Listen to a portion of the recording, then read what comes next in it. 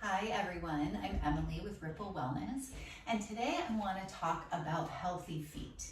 So I'm going to show you a couple movements today that do two things. One, they help increase mobility in the feet, and two, they help strengthen the foot intrinsic muscles in the feet.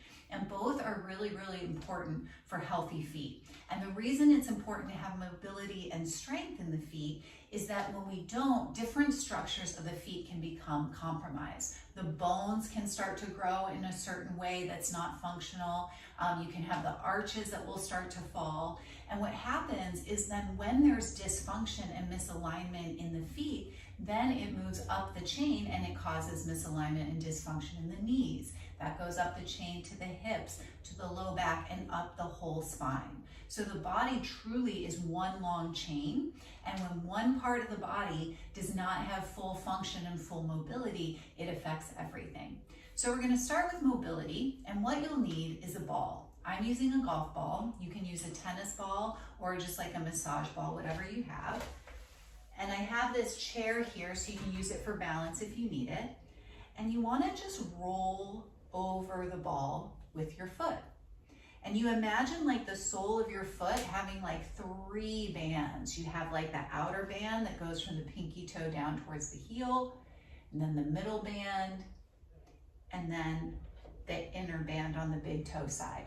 So we're rolling this ball from the heel up to the ball of the foot.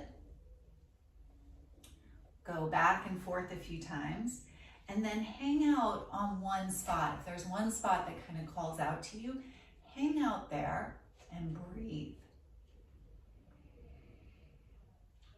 And this is just a little myofascial release. This affects the muscles, this affects the fascia. And just getting good circulation, blood flow, chi, energy down into the feet. Now, as you take your foot off the ball and come back to standing, notice the difference between your right foot and your left. Notice how that feels. You'll feel way more grounded in the foot that you just did, like you're just more steady, and you can feel it up the whole leg and hip. So then do your other side. And if you'd rather not do this standing, you can do it seated.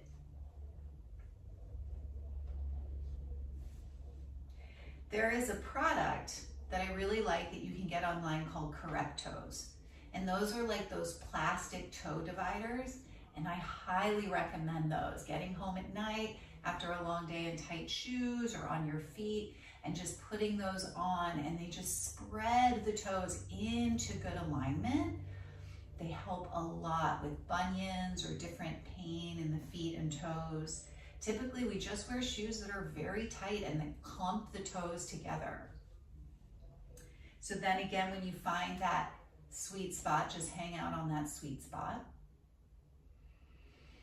and breathe. Oftentimes it'll feel a little intense. And then release, bring your foot to the floor and just notice how that feels through both feet.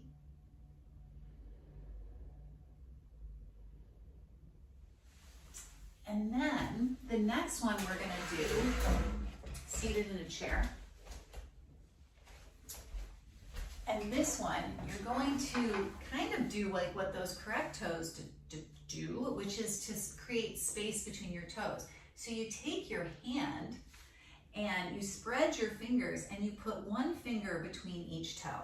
And maybe you can get it where the toes go all the way down to your knuckles, and maybe it's just like the tops of the fingers are between the toes. That just depends on how much space you have between the toes.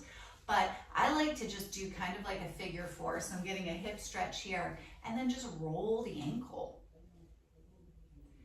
And again, this kind of work is something that just feels really good to do at night. I tend to fall on and off the wagon with it. Like I get a good run and I'm really consistent, and then I kind of start to forget. But it's really nice if this summer you're doing a lot of walking or hiking or cycling to really pay attention to your feet. Right? Everything starts from the ground up. We've got to pay attention to how our feet are feeling. What kind of shoes are we wearing? Are they restrictive? What is the shape of the feet? So same thing, after you do that a few times, just release. You're gonna notice that your toes just spread. And just take your foot to the floor and just turn in for a second and just notice the sensation in that leg. Again, you're going to notice the groundedness through the feet. You're going to notice that you just feel like more energy up the whole leg. And then take your other side into that figure 4 type position. Great hip stretch. And just shimmy your fingers between your toes. Maybe you get all the way down, right to the knuckles, and maybe you're at the higher joints of the fingers. Wherever you are, just do some circles.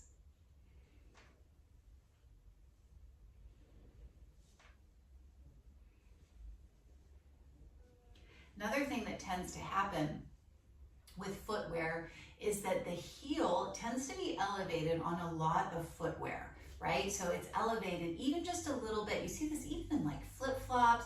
There's like this little wedge. And what happens is when you have that wedge, you can see how your foot, your heel is lifted and the toes are kind of pushing down into the ground as if you're contracting your calf muscle, right? So calves get really tight on people when that happens. Okay, release the foot down and just notice the effect there. How does that feel? So that's why next we're gonna do a calf stretch because calves get really tight. And we're gonna do the one where you bend the front knee and then draw your back heel back to the floor. And you can do this with the chair. You can just do it here. You can do it on a wall, whatever's comfortable. But you want to be able to draw that heel down. And if you look back at your foot, you're going to see like some wrinkles on the front of the ankle, and that's good. That's good mobility. We call that like dorsiflexion. That's good mobility for the foot, because oftentimes the foot will be pushed down this way, so we want to be able to bring it up this way. So this is all about mobility. And then do the other side. Nice good calf stretch. You got to keep your calves really supple.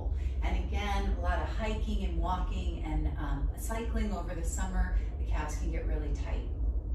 What I find another reason to do good footwork is that you're just more agile when you're on a trail, right? And when you when you're stepping over roots and stones and rocks or whatever it is, I like to run a little bit on trails, and you've got a lot of things popping up on a trail that you got to be pretty spry with to be running around, right? So all of this is going to help with that a lot. Okay, so the last one that I want to show you is for strengthening. This is one of my favorites, toe yoga. So place your hands on your hips and you're gonna look down at your feet, and I want you to lift your big toes up off of the floor and see if you can do that while keeping your little toes on the floor. And we're gonna do about 10, and this strengthens your foot intrinsic muscles. It seems silly, but it's incredibly effective for things like plantar fasciitis or really tight calves, even knee pain. This is something that you can just do while you're like making your coffee in the morning. And then keep the big toe down and lift the little toes up. So this is not only about strength in the foot intrinsic muscles, you're also working mobility, right? Because you're separating the toes. You're keeping big toes down, little toes go up. Now, do a little brain teaser here. Lift the big toes, drop them down, lift the little toes, go back and forth. You can feel the arches of the feet turn on and lift.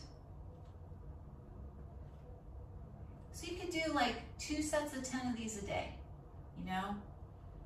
Also, never underestimate the impact of a really good foot soak at night. You know, you got your Epsom salts, a good essential oil. It's really good for bringing the energy down from our head, down into our feet. So, gotta take care of our feet, right? So that's it. You just shake it out. So just thinking about good foot strength and mobility this summer. So in mobility, you can do the self-myofascial release over a ball. You can do the one with your hands where you create space between the toes and do some ankle rolls while you're seated in a figure 4 position. And then you have a good calf stretch. And then for some strengthening, just some simple toe yoga. few times a week, a couple sets of 10 will get you good foot intrinsic strength. Okay? Hope you enjoy.